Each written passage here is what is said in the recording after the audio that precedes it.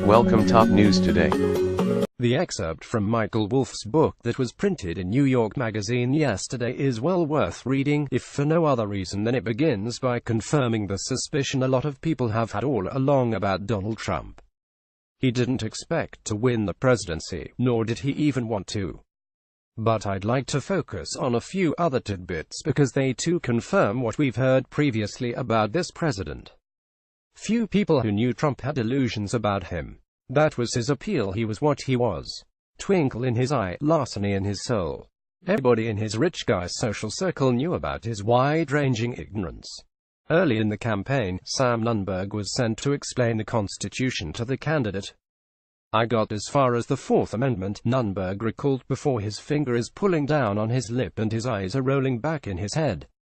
From phone call to phone call, and his day, beyond organized meetings, was almost entirely phone calls. You could lose him. He could not really converse, not in the sense of sharing information, or of a balanced back-and-forth conversation.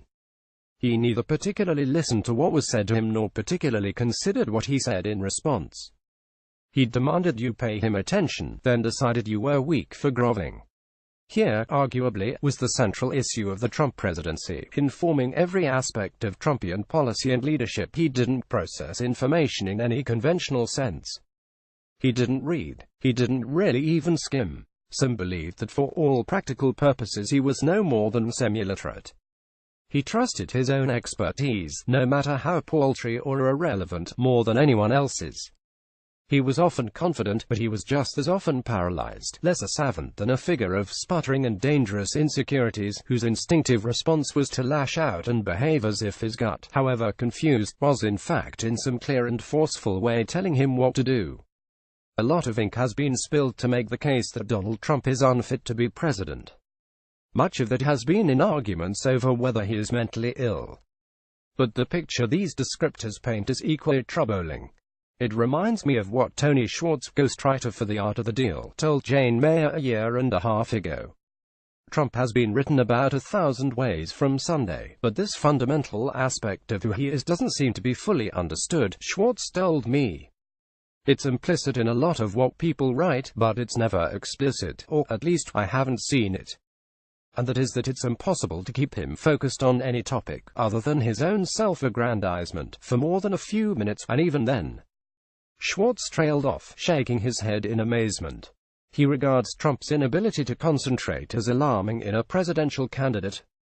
If he had to be briefed on a crisis in the Situation Room, it's impossible to imagine him paying attention over a long period of time, he said. We've also heard about this when it comes to Trump's intelligence briefings. Conversations with some officials who have briefed Trump and others who are aware of how he absorbs information portray a president with a short attention span. He likes single-page memos and visual aids like maps, charts, graphs and photos. National Security Council officials have strategically included Trump's name in as many paragraphs as we can because he keeps reading if he's mentioned, according to one source, who relayed conversations he had with NSC officials. What we have is a president who is profoundly ignorant. That is a problem that could be remedied. But it is compounded by the fact that he is so impulsive and narcissistic that he perpetuates his own ignorance. Information that might challenge his thinking is ignored or discarded in favor of his gut. Most of all, he is too impatient to absorb anything that is not in service of propping up his own ego. It seems clear that everyone who deals with Trump on a regular basis is aware of these patterns. Rather than sound an alarm, they are enabled to continue by accommodating him.